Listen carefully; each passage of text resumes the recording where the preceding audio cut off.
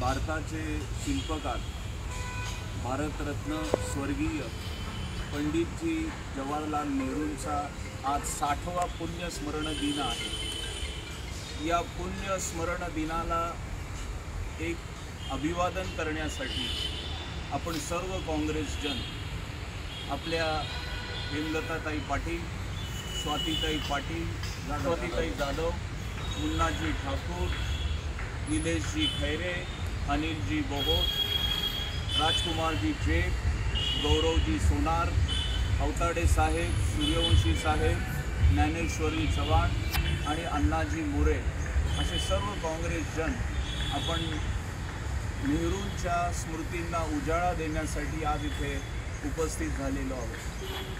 ह्या पुतळ्यापाशी आल्यानंतर आपल्याला असं जाणवतंय की नेहरूंची प्रतिमा ही केवळ आपल्या सगळ्यांच्याच हृदयात असं नाही, तर 140 कोटी या देशातले जे सर्व नागरिक आहे या प्रत्येकाच्या हृदयात हे नेहरूंचं स्थान हे न जाणार आहे। आपण साधारणपणे या परिसरात वाढलेलो लोक आहोत। या पुतळ्यापाशी येण्याचं फार कमी वेळा मी आलो, पण आज आल्यानंतर मला असं वाटलं की नेहरू आज आपलं सगळ्यांचं वर्तन आणि आज सगळ्यांची आपली काँग्रेसजनांची एकंदरीत प्रक्रिया बघतायत।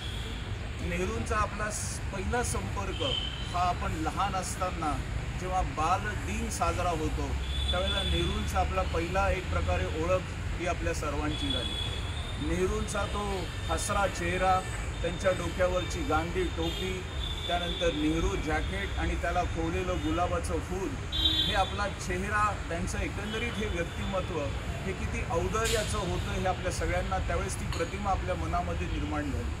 आज 60 वर्षानंतर सुद्धा नेहरूंची आठवण ही आपल्या सगळ्यांना येणं, आपल्याच नाही तर संबंध जगाला येणं हे अतिशय क्रमप्राप्त आहे। ज्या अजूनही जे जुने जाणते लोक आहेत ते आपल्याला सांगतात की ज्यावेळेस नेहरू गेले 60 वर्षापूर्वी त्यावेळेला भारतात एक सबंध अशा भारतात निराशेचं वातावरण तयार झालं होतं। भारतामध्ये भयान शांतता पसरली होती आणि एक प्रकारे सर्वच लोक हे निराशेच्या गर्तेत पोहोचले होते। या नेत्याचं स्मरण आपण का करावं? कारण त्यामागे त्यांची आपला देश घडवण्यामागची भूमिका आपण पाहिली पाहिजे। कोणत्याही नेत्याचं स्मरण हे दीर्घकाळ होण्यामागे मुख्य कारण असतं त्याने लोकांसाठी केलेलं एक प्रकारचं काम। ते कसे जगले यापेक्षा कोणासाठी आणि कसे जगले यासाठी फार महत्त्व हे आपल्या सगळ्यांना मान्य करावं लागेल। नेहरूंचं स्मरण आपण का केलं पाहिजे? तर नेहरूंचं स्मरण केलं पाहिजे हे त्यांच्या राष्ट्रीय एकात्मतेच्या भावनेसाठी केलं पाहिजे।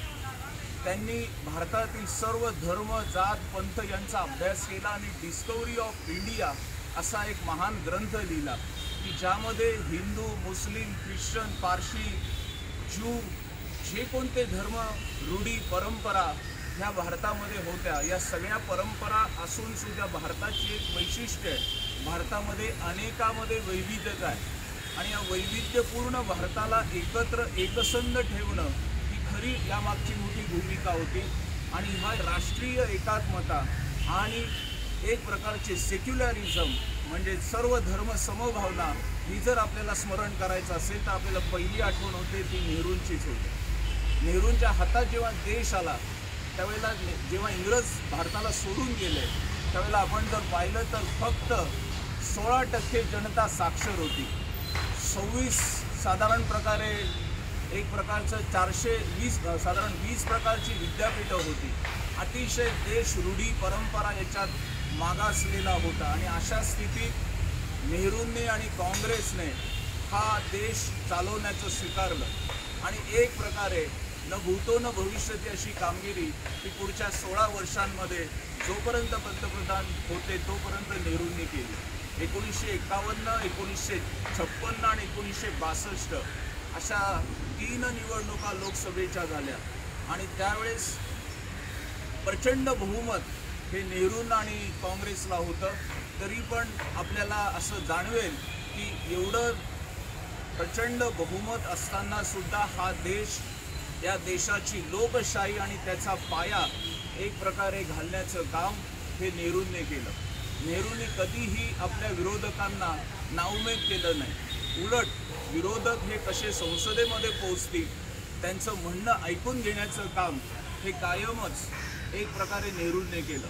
त्या काळी अनेक विरोधक होते, त्यामध्ये नाव घेण्यासारखं अटल बिहारी वाजपेयी होते, बॅरिस्टर अमृत डांगे होते, अनेक लोक होते की जे नेहरूंना प्रखर